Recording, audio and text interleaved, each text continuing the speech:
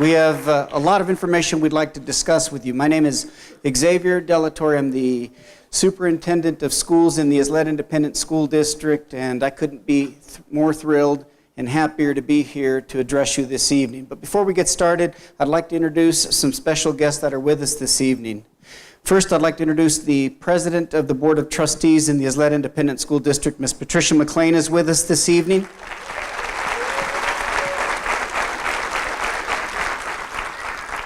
I also believe that with us this evening are trustees Connie Woodruff and trustee Ana Duenas. If you're here, please stand up and be recognized.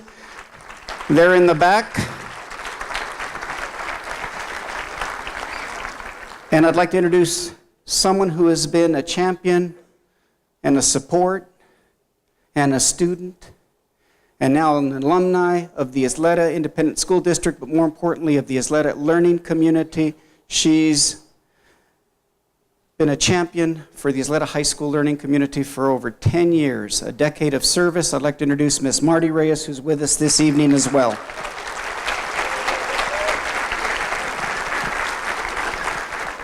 I wish we had the time, but I also want to take a moment to dar bienvenidos a nuestras familias y padres de familias que prefieren hablar en español.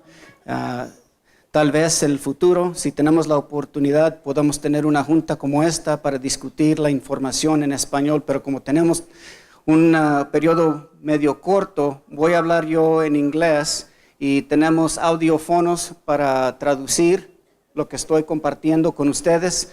Y la información es importante porque vamos a discutir el futuro de este distrito gran. ¿Está bien? Okay. For those of you who speak Spanish, hopefully in the near future we can have an opportunity to have these conversations in Spanish.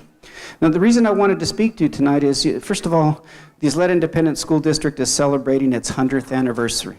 This school district for 100 years has provided a world-class education to the students in the Ysleta Independent School District. It has literally affected and influenced what has happened in the city of El Paso, in the state of Texas, and our students have made an impact on a national stage in many cases. What we do here has touched thousands of lives. And we're excited about where we've been. We're excited about all of the achievements and all of the accomplishments. And we need to celebrate that and we need to honor that. But it's also time to get excited about the next 100 years. But as a backdrop, this school district, regardless of what I share with you tonight, relative to the condition of our facilities, relative to some of the goals that we've set for our students, relative to the deficiencies that we're going to talk about, is still the highest performing school district in El Paso County.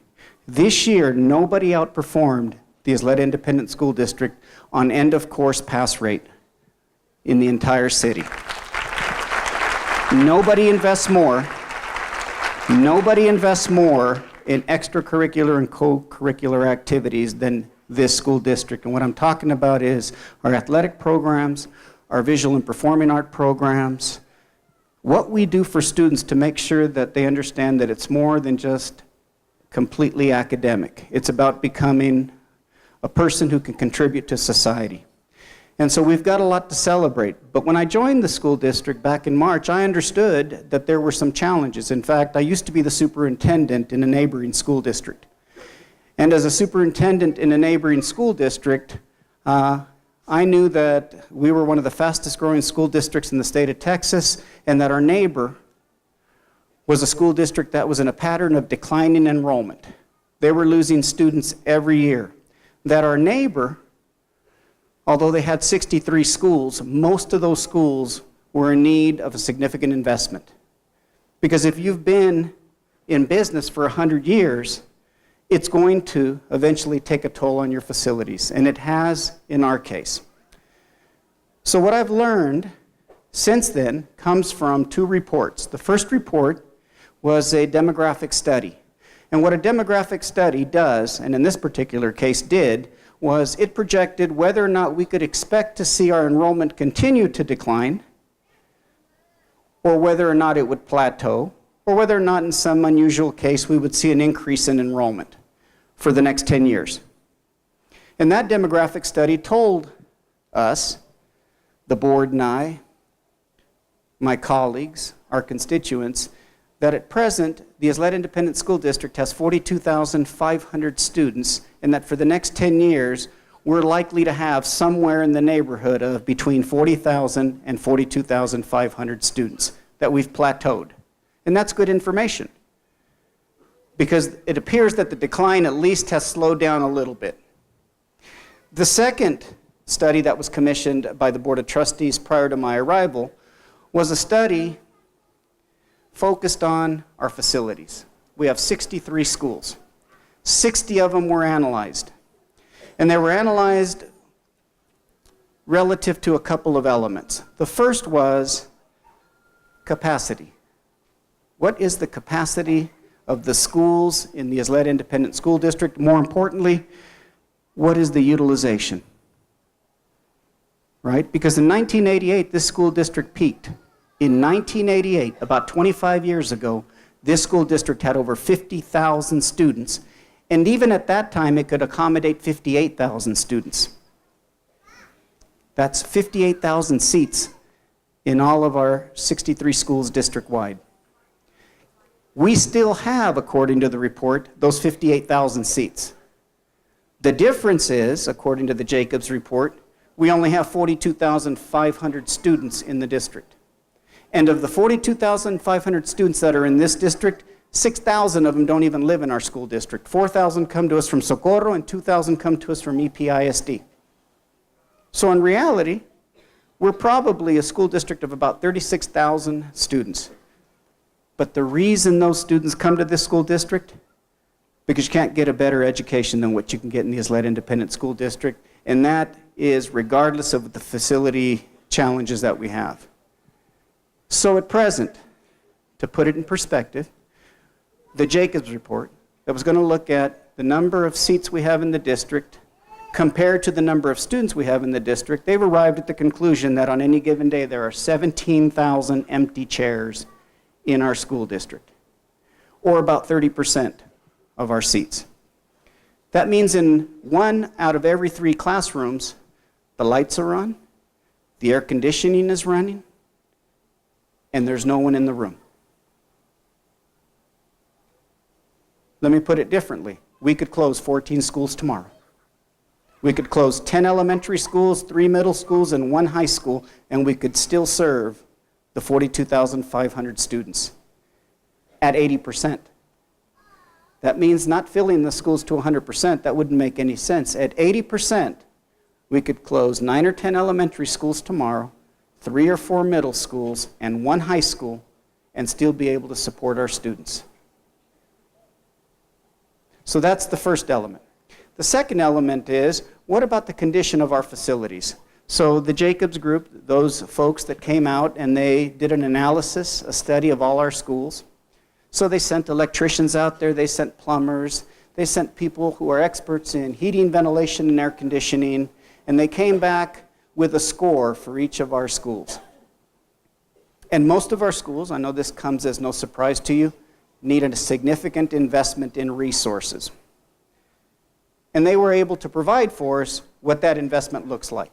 What it would cost to address the needs at Ysleta Middle School, what it would cost to address the needs at Hillcrest Middle School, at Ysleta High School, at Bel Air High School, at Eastwood High School. We know what it would cost to address the immediate needs. And I think it's important that we understand what we're talking about when the Jacobs group said, you need $18 million to address the needs at Bel Air High School.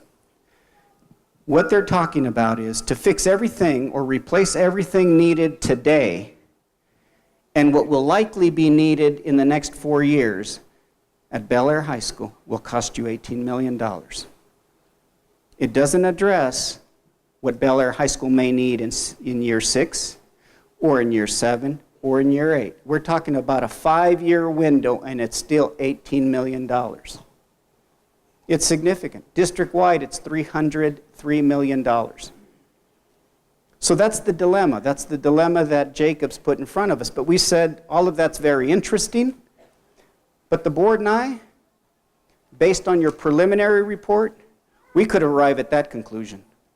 And most of the people that are familiar with our school district know that we're a district in declining enrollment, that's geographically landlocked. What I mean by that is we have Fort Bliss to the north, we have Mexico to the south, we've got Socorro to the east, and we've got El Paso to the west. There is no land available to build, at least significantly, any new housing. We are on an island. We also know that most of our citizens, most of our neighbors are elder. They've had their children and their grandchildren, and all of their children and grandchildren have had a tremendous experience in the Ysleta Independent School District, and they've gone on to colleges, universities, trade school, vocational schools, the military, or straight to work, and the reality, there aren't enough homes, there isn't enough inventory for them to move back into the neighborhood and into the district that they all genuinely love. That's why we have 6,000 people that find a way to bring their children back to the district that helped define their lives. So the board and I asked the Jacobs Group to go back and be a little more specific as to what needs to happen in this district to address the fact that we have 17,000 empty seats and that we spend $15 million a year more every year than we should to keep 63 schools open when 46 will do the trick. You following me? So we said, but here's how we'd like you to look at it. The Ysleta Independent School District is unique. It's unique in that we have 7 trustees in 7 defined regions, areas, or districts. And each of those trustees, while they genuinely care about the entire district, really identify with their learning community. My high school, our middle schools, my elementary schools, my principals. It's that intimate. It's exciting. We're going to have 7 feeder patterns because it's part of who we are. It's part of our tapestry. Because one of the things that the Jacobs report said, you could eliminate an entire learning community. That's a group of elementary schools, a middle school, and a high school tomorrow, and you could accommodate all the children in 6 learning communities. Because their job was to do it objectively. Their job was not to care about history, pride, tradition, our culture. Their job was to basically solve for a math problem, for an equation. And they did it. And we appreciate that. But now our work is to take into consideration your feedback, your input, your reaction to what I'm about to share with you. Because when we asked them to break it down, we asked them to break it down by learning community and give us recommendations. And before I get to the Ysleta High School Learning Community, I'll touch on Bel Air as an example. Right? So they look at Bel Air High School. Bel Air High School has roughly 1,800, 900 students. It's at a little bit, just around 70%. Their recommendation is please invest in Bel Air High School. You need to invest in Bel Air High School. It's worth investing the $18 million. That makes sense.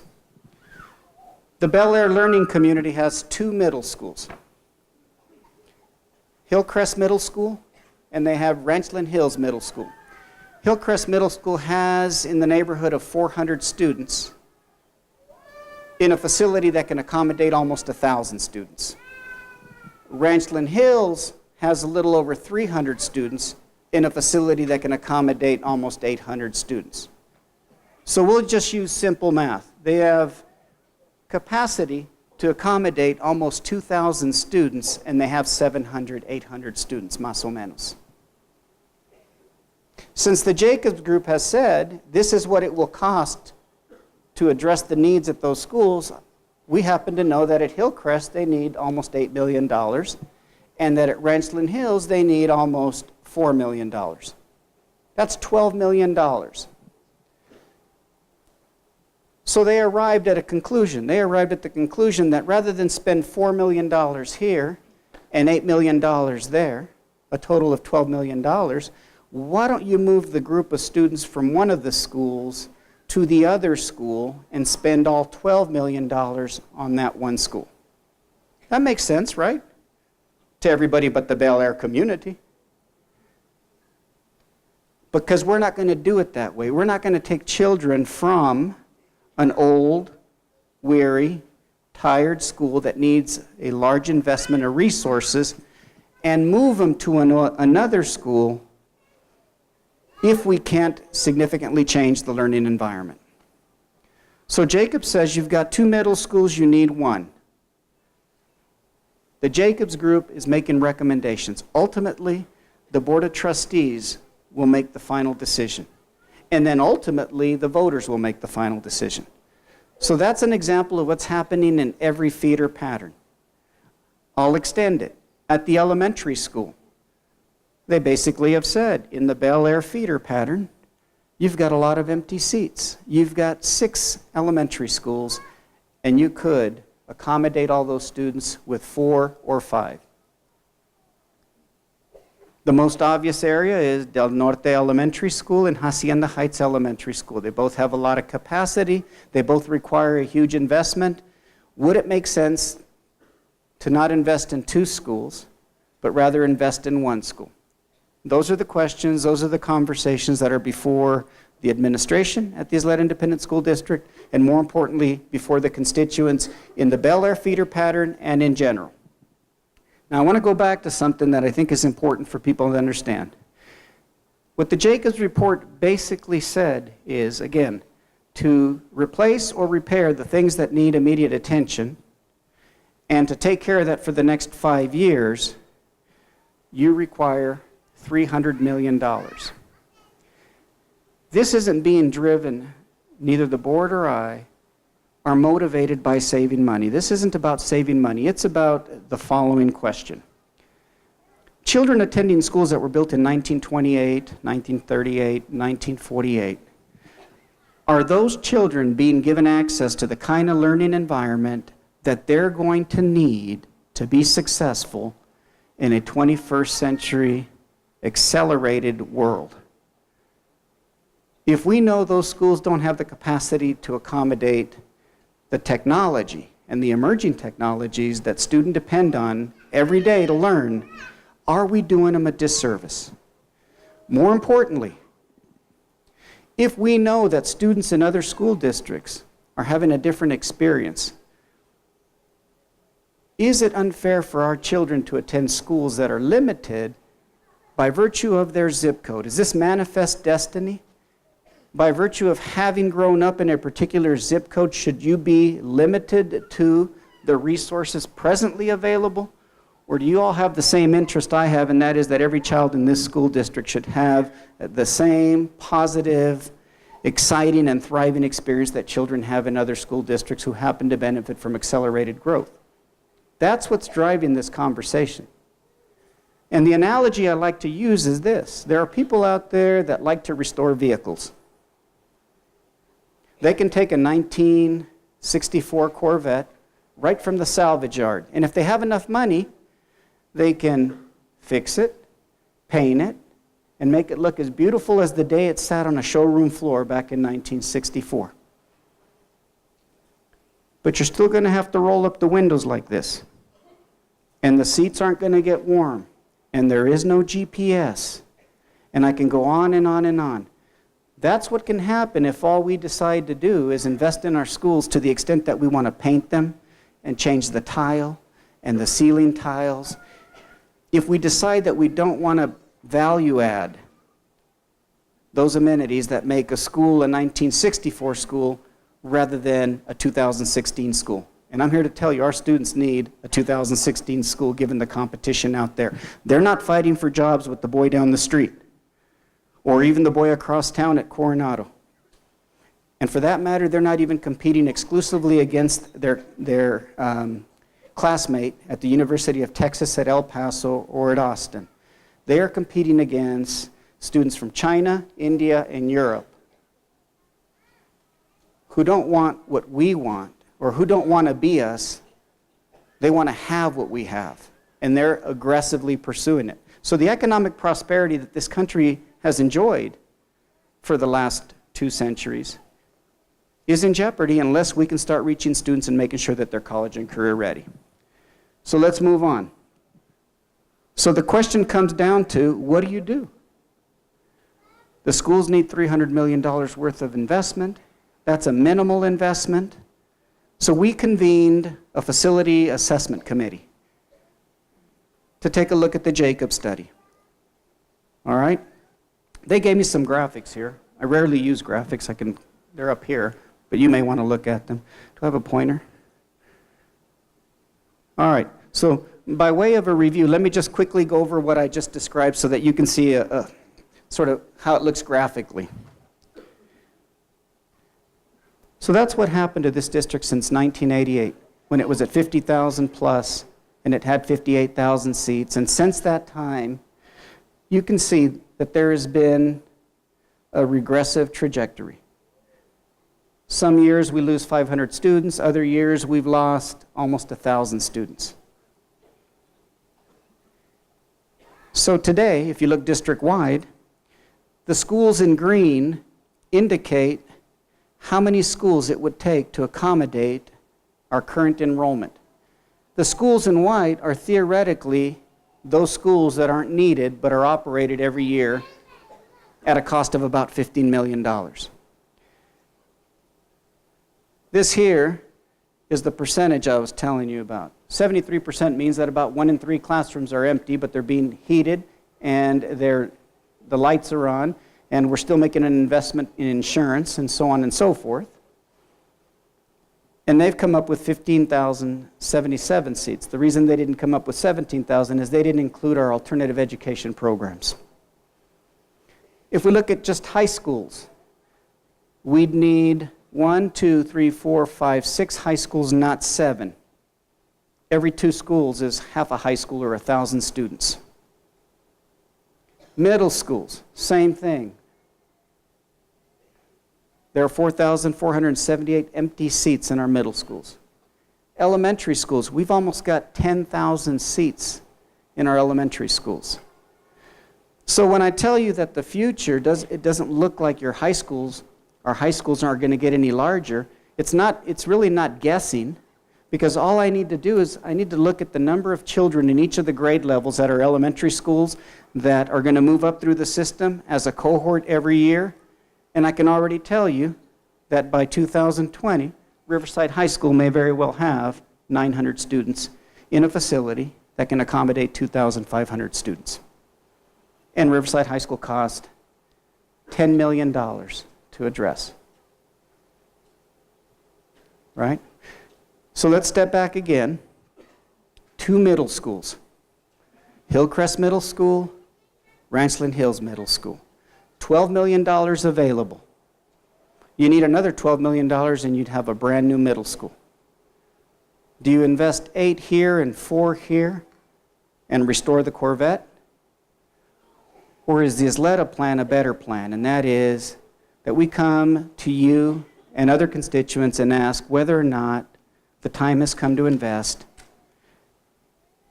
in building a new middle school for both cohorts of students, a Bel Air middle school that's brand new, state-of-the-art, and looks a lot like either Eastwood Middle School or one of the brand new middle schools in Canutillo or in Socorro. Under our proposal, what the board is likely to hear is that we want to change the learning environment. We want to reinvent the district. We want to resurrect the district. We want a renaissance. To do that would require that we close both Ranchland Hills, close or repurpose Ranchland Hills and Hillcrest in order to build a brand new Bel Air middle school, because our kids deserve no less. However, those facilities belong to us. They were paid for by taxpayers, so it's important that we take a look at how those facilities can continue to support the district.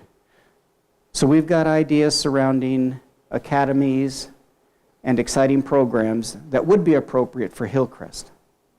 We've got ideas relative to a new elementary school in the Bel Air feeder pattern that could be built on the Ranchland Hills property. But the premise is we don't consolidate or close schools to put students in an alternative old school that requires the same amount of investment. We want to elevate the school district.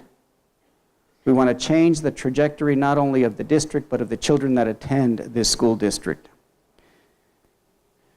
Here's Ysleta. As you can see, Alicia Chacon, no empty seats. Phenomenal program, international school. Children are learning Chinese, German, Japanese, Spanish, Russian, and English. It requires an investment of $4.4 million. I would suggest that 0 seats means that our recommendation to the board would be that that investment be made. A second recommendation would be that the district could benefit from 2 or 3 more international schools in the near future. That school right there is not just recognized in El Paso or in Texas, it's a nationally recognized model that should be scaled because there are 600 children on a waiting list. There's no excuse for having a waiting list when you have empty schools. So that's one of the things that we need to consider. Capistrano, as you can see here, would cost $7 million, but has 385 empty seats. That means 39% of the school is empty. It'll be relevant in a minute. Marion Manor would cost nearly $9 million and has 490 empty seats, almost 500 empty seats. Pasodale, no empty seats. Again, the $4.8 million investment is supported. South Loop, 58 empty seats. Now this is somewhat an anomaly. And the reason I say that is because South Loop doesn't have a utilization problem. South Loop has a facility problem where you're almost at a place where you need to condemn the building and build a brand new one. So all the $4.3 million would do is it would be painted, tile would be changed, but I believe the school was built in 1955. Those children need a 21st century learning environment, not an environment that looks a lot like 1955, but happens to be clean and well-maintained and painted with new tile and new ceiling tiles. So we need to have conversations around that.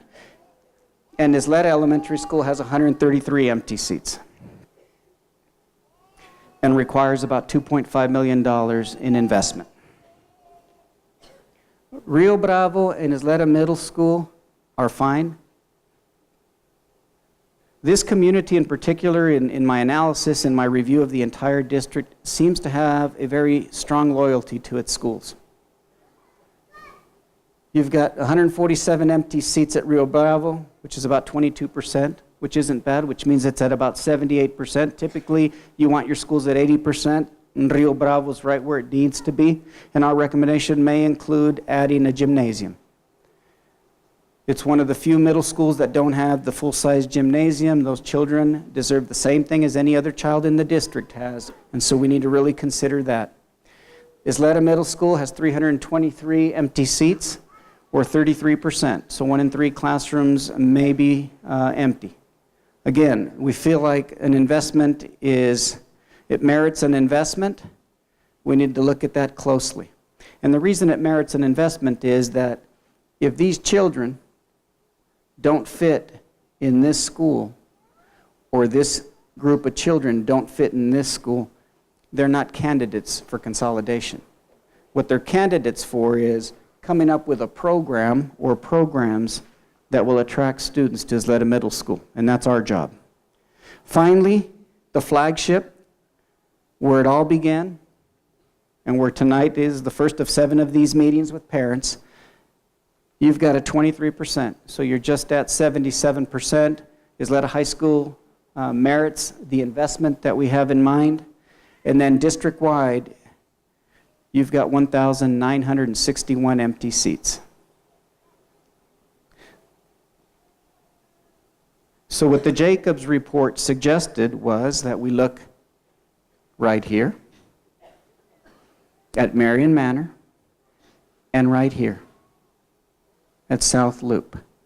And again, let me preface my comments with this. What I'm about to share with you is written in mayonnaise on a hot summer sidewalk. You know what happens with mayonnaise on the sidewalk. It means nothing. because there's something that's unique about the problem before us. These are just ideas. These are suggestions. We convened, as I said, a facility assessment committee that looked at the Jacobs report. They've arrived at the conclusion that the Jacobs report is certainly not overstated or exaggerated. And some of the facility assessment committee members, there were 49 of them, 7 of them from the Ysleta learning community, suggested that the Jacobs group didn't go far enough. They thought the conditions in our schools were actually worse than what they were in the report. So there seems to be consensus between the Jacobs group and the facility assessment committee that our schools need the investment I just shared with you. In addition to that, we convened 3 subcommittees. We call them equity and enhancement. And they were going to study our athletic programs and facilities. They were going to study our visual and performing art programs and facilities and where we stood relative to technology. Let me tell you what they came up with as their top 5. In athletics, here's what they'd like to see district-wide. They'd like to see us remodel, rebuild gymnasiums, locker rooms, and expand training rooms in all the high schools and middle schools. They want us to pay special attention to the auxiliary gyms, the second gyms, where the lower levels or the second teams practice. They'd like us to upgrade the lighting, scoreboards, and sound system in all of our high schools, at all of our high schools. That means they want to make sure there's adequate lighting at the stadium, but they've also indicated that they have an interest in seeing lights go up at our softball and baseball fields and tennis courts district-wide. One of the reasons for it is really instructionally based. We cannot keep pulling baseball players and softball players out of class at 11 o'clock in the afternoon so that they can start a ball game early enough before it gets dark. Because while it supports the baseball game and the softball game, it doesn't support the students' academic agenda. And then the second thing it doesn't do is, it doesn't afford us, without lights, it doesn't afford many of our hardworking parents, parents who sometimes work 2 jobs, to be able and come out and watch their children participate when you're having ball games at 2 o'clock. If we light all of the softball and baseball fields across the city, the district would be alone in that we'd have ball games in the evening where everyone in the community can come out and enjoy a baseball game or a softball game just like we do football games. And that means a lot to kids. It means a lot to kids to have people there supporting them. Same thing with our tennis courts. This has been a big one.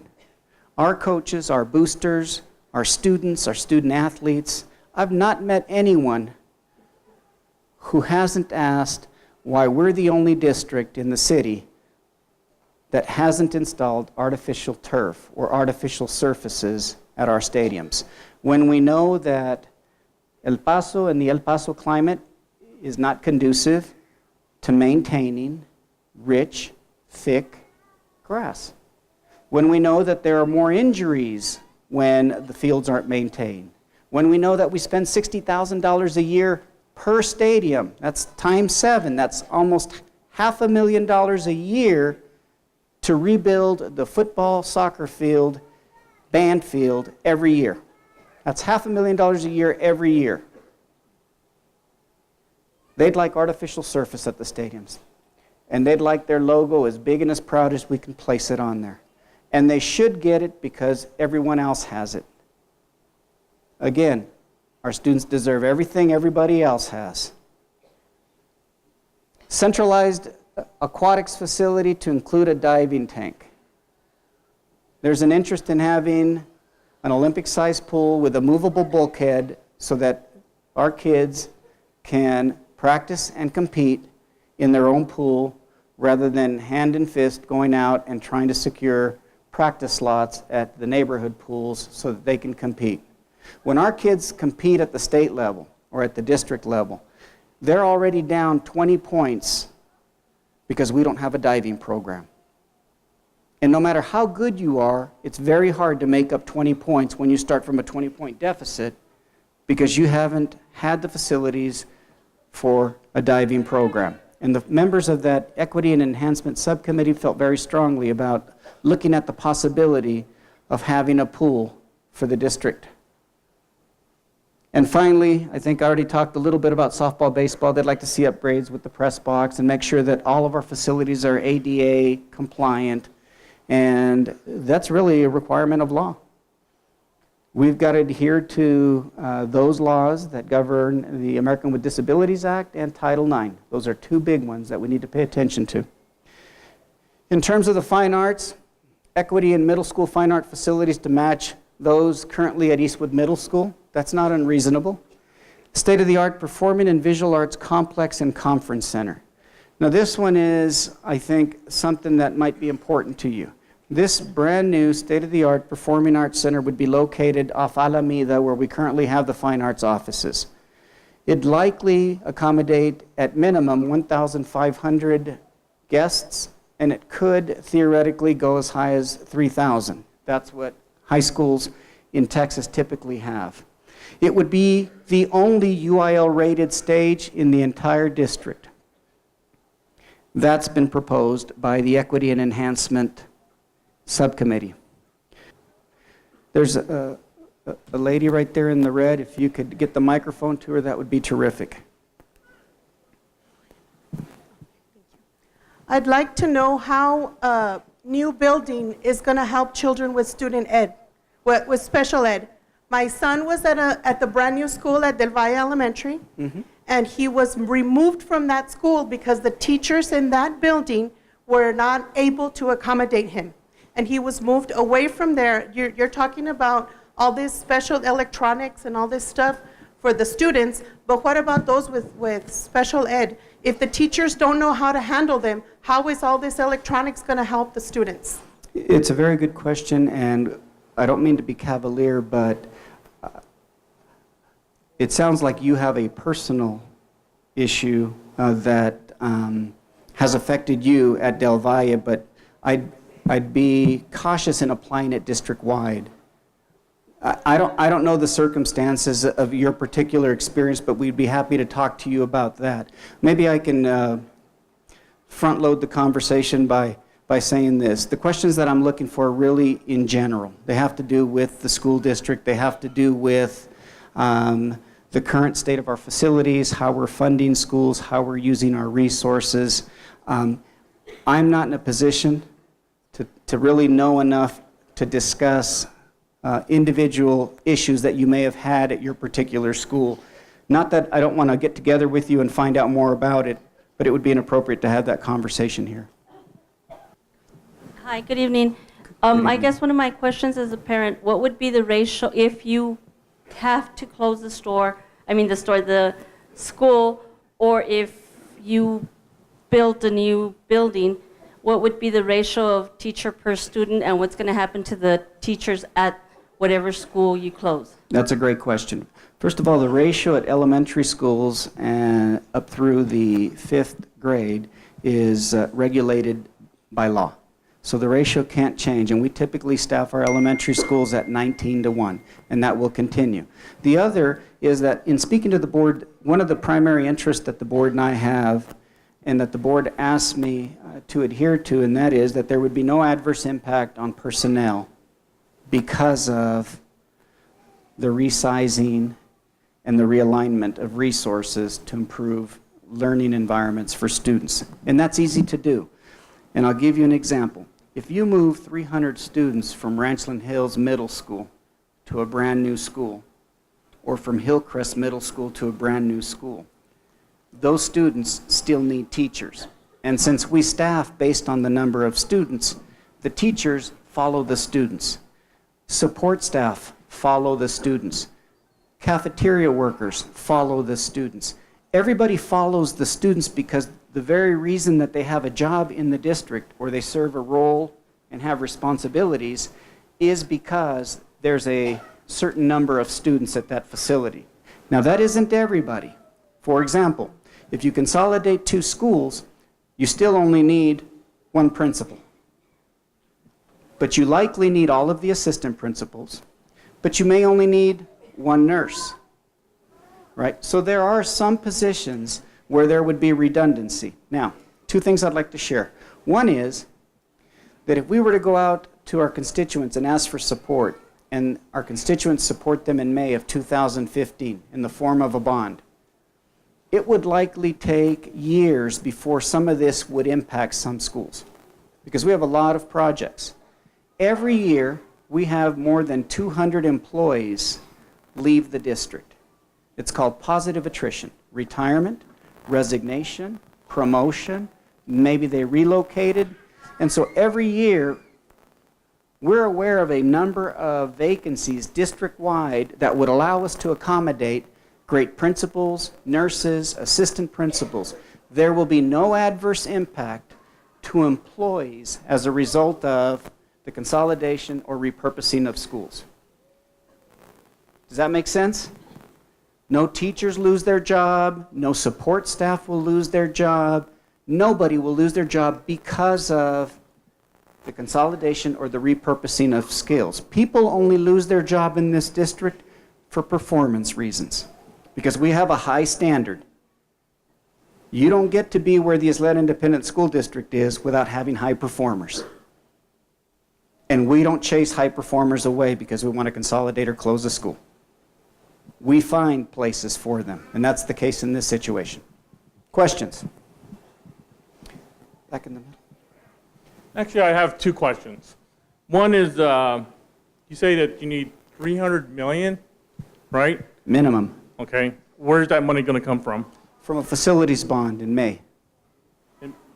A bond. Yes. Okay. And that's what you're going to put out to voters. Yes. Okay. Second question is, the security for the schools. What do you have for the security for the schools? It's a fantastic question, and I didn't mention it, but in terms of the technology subcommittee, one of the things that we're committed to is if we secure the resources, all of our elementary schools will move to what's called a safety and security vestibule. That means a single point of entry at the school that will be monitored using surveillance cameras, and that will require a card swipe or contact with an individual in the building before the doors can be opened to allow people access into the building. We think the safety and security of our students is the #1 priority.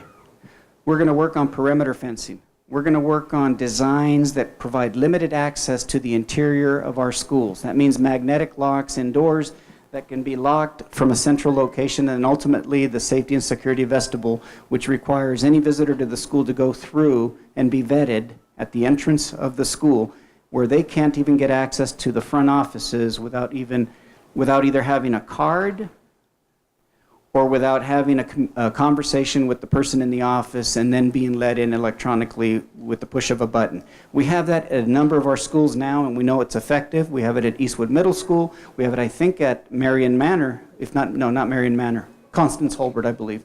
And we're experimenting at other schools. In addition to that, all of our schools are currently being equipped with the equivalent of a panic button. In other words, at the front office, if things get out of hand or someone gets really upset and there happen to be a lot of drama, with one push of a button, it will alert our security forces so that they can mobilize and get to the school immediately.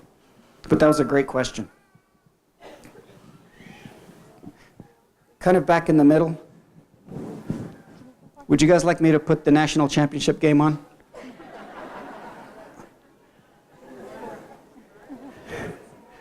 Superintendent, thank you for being here and taking the time to meet with our community. You were long awaited for on my end, and I'm willing to support you in any plans that you have in order to enhance the future of all of the kids present.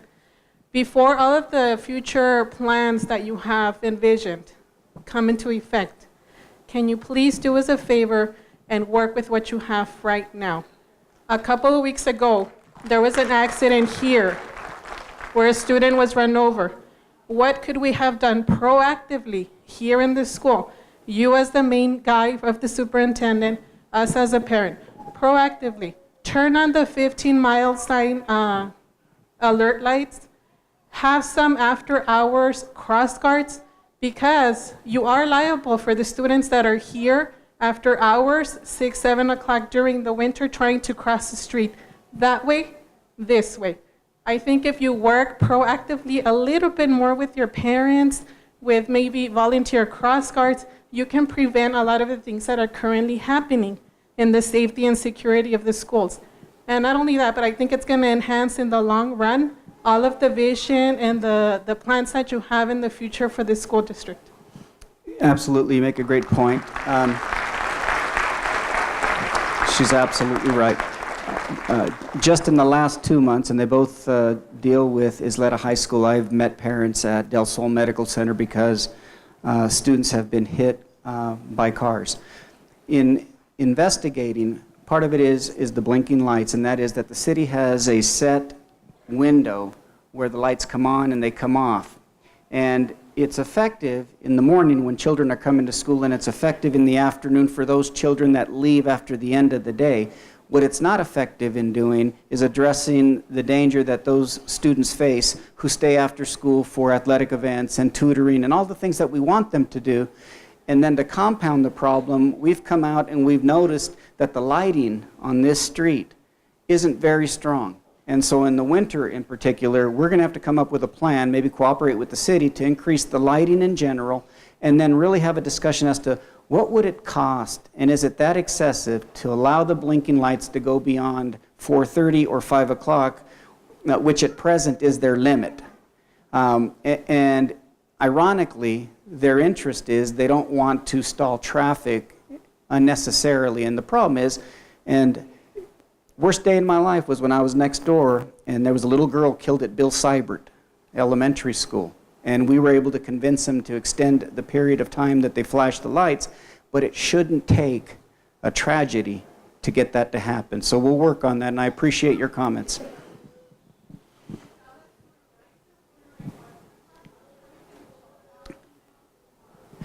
We have meetings set up with the city because a lot of what we'd like to share with the city about our projects in our district are also opportunities that the city may have to join us in some kind of a collaboration. And so one of the things I'll do when I meet with Mayor Leeser next week is I'll bring that up and I'll find out who I'm supposed to talk to. But just off the top of my head, I would guess it's the new city manager, Mr. Tommy Gonzalez, that I need to reach out to. Now, he may not communicate with me directly, but he can at least send someone out to talk to us about that, and we'll do that, ma'am. Mario's with us in the back, and I think he's taken copious notes.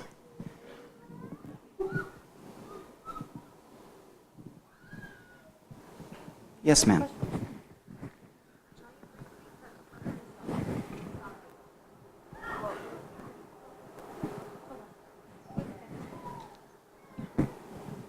I know you touched up briefly on South Loop's foundation. What would you, I guess, go forth in doing? Well, with South Loop, in all candor, the options before us are this.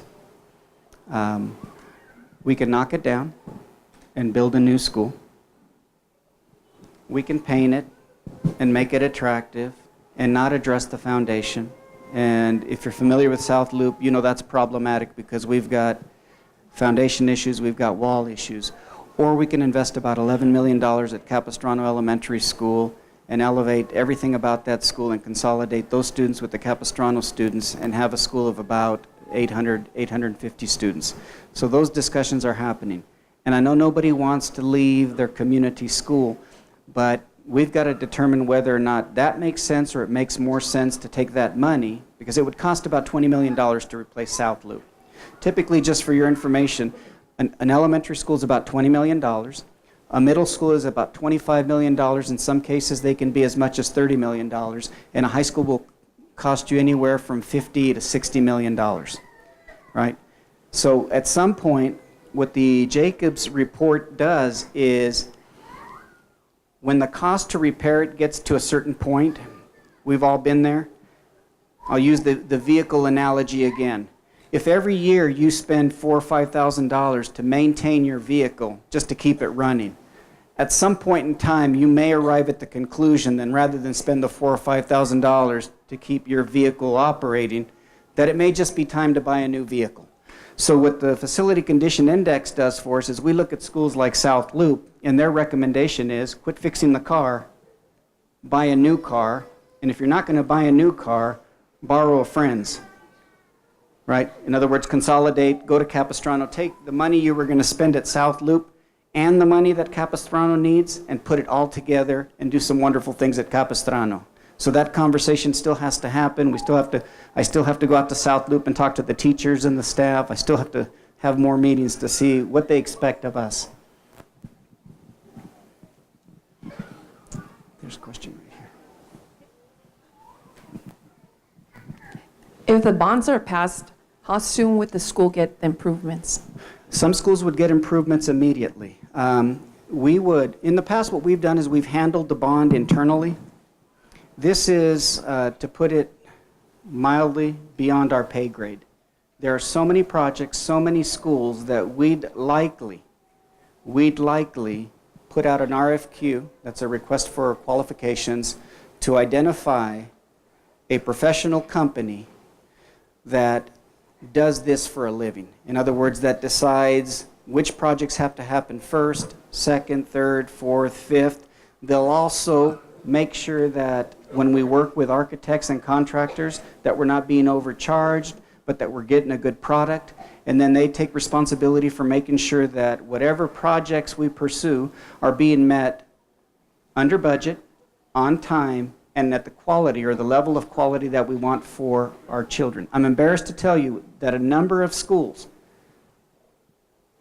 and they're not our oldest schools, a number of our newer schools are the ones that are in greatest need because something went wrong back in the 1980s when they were built. And those are the schools that have issues with foundation and walls and windows and moving soil. And it was because I think someone assumed a responsibility far greater than what you can expect anyone in the school business to assume. So we would likely consult with experts that do it every day, 364 days a year, every year. You know, the people that can build a casino like in one summer in Las Vegas? Was that a bad analogy? A hospital. A couple more questions. We've got about 5 minutes. There's a gentleman right behind you there, Bonnie. Good evening. Good evening. sir. Since this is a community meeting, are you open to commentaries or opinions? Sure. Okay, because I've got one page and I could have written binders on it. You've got 2 minutes. Thank you. Good evening, ladies and gentlemen, boys and girls. I would like to introduce myself to you. My name is Enrique Ramirez Jr. Resident, citizen, and grateful Vietnam vet, having made this little lower valley my home since 1959. I am from the class of 1966, the year that was. The year that Since then, much has happened in my life, and little in the lower valley. And most since the inception of NAFTA, which destroyed many of our communities. As a former union plumber and pipe fitter in the early 70s, can attest to what our valley has endured and to date still does. But tonight we gather here for debate on our future and share a vision, something that should have been shared a long time ago. And we find ourselves in a great predicament to consolidate or join for a given effort. Main problem is that all city entities just happen to have their own agendas supported by the same voter taxpayers. One pocket to feed a bunch of other pockets. With the recent taking to the cleaners by council and commissioners, it is very questionable to have a positive vision to anything officials bring up, in my opinion. Especially when comments as an insult that the common consumer will not be impacted by much. Ysleta, the poorest district in our city, won't be impacted. I don't know about you all, but I've been impacted.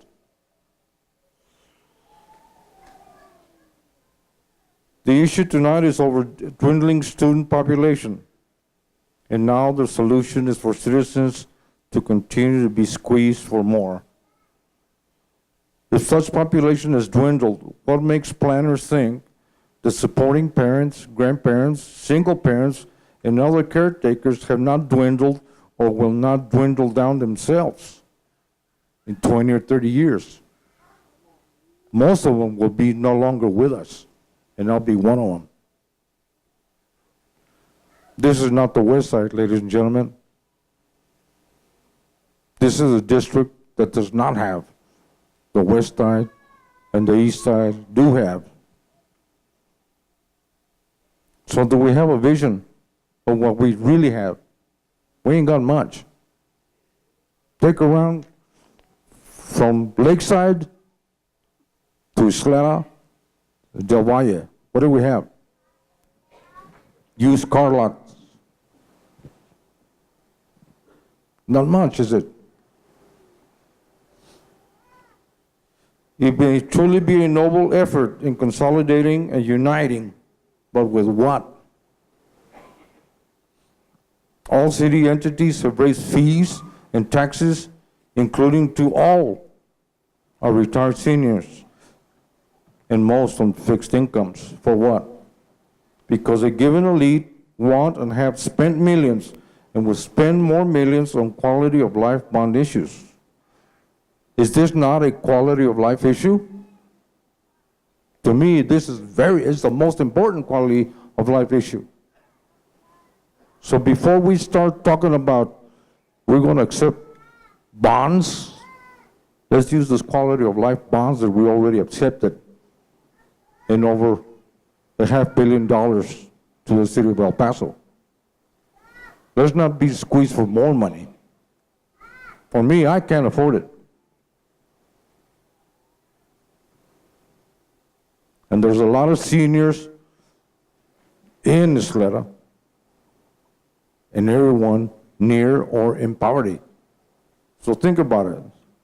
So before plans and figures continue on what may already be, again, done deals, I suggest to all citizens and demand that money is already out for quality of life bonds of obligation to be used on this school shutting down predicament.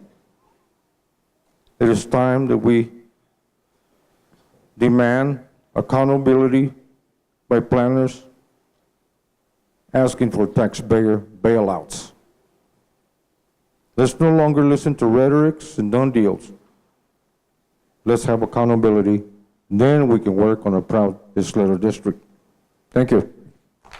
Thank you, sir. Just very briefly in closing, two things. One is that people who are 65 and older, in fact, cannot be adversely impacted by this bond.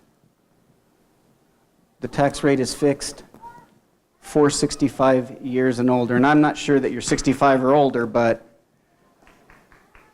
that's something I think that we need to make clear. The second thing that I think all of us need to understand, there is no done deal. This plan, assuming that the Board of Trustees support the plan, and that hasn't even been brought to them yet, can only happen if you, our constituents, vote for it to happen. You ultimately make the decision. Neither I or the board can secure those resources. The only people that can secure those resources are the voting public. So this is, it's big thinking, it's exciting thinking, and the only thing I take exception to is, why should the kids in the West Side have a different reality than the children in Ysleta? Why is that okay? Why would we accept that? That's a huge disservice to our children to start their life off giving them the impression that because you live here, you deserve less than what they have. Absolutely not. You deserve more than what they have. So with that, I want to thank everybody for coming tonight. I appreciate all of your comments, and if we can be of any assistance, we're at your disposal. Thank you very much.